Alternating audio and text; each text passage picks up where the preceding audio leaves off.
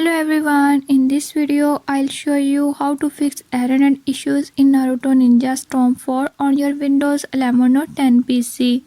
So to fix error and issues, follow every step as I'm showing in this video, and don't forget to subscribe this channel. Hope so this will fix your problem.